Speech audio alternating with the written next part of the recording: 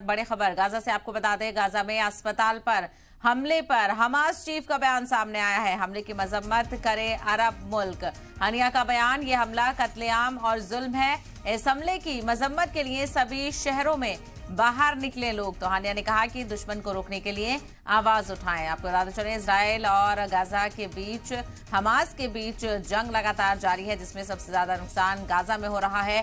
Gaza में अस्पताल पर हमला किया गया है। इसको लेकर हमले को लेकर हमास चीफ ने अपना बयान दिया है। हमले की मजम्मत करने के लिए अरब मुल्कों से कहा गया है। ये हमला कत्लेआम है और जुल्म है।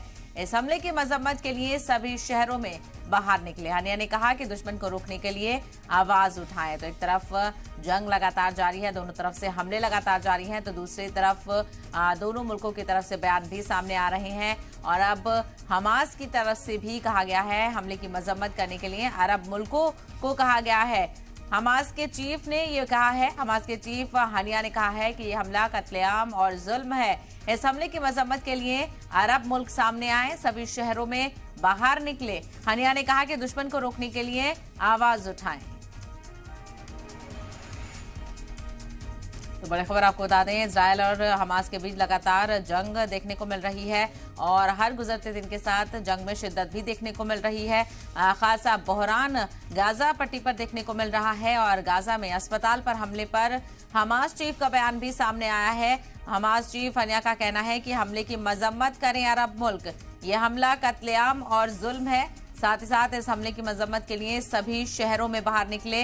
हानिया ने कहा कि दुश्मन को रोकने के लिए आवाज उठाएं। तो लगातार जंग यहां पर देखने को मिल रही है।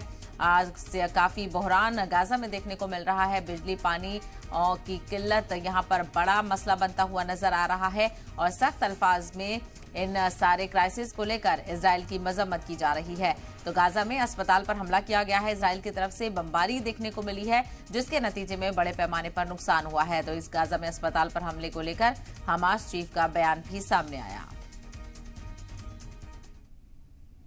إلى إخواننا الذين يجتمعون غدا في المملكة العربية الشقيقة السعودية، منظمة التعاون الإسلامي، ليكن الصوت عاليا، البيان قويا، الموقف واضحا، لا لأرباع الحلول ولا لأنصاف الحلول.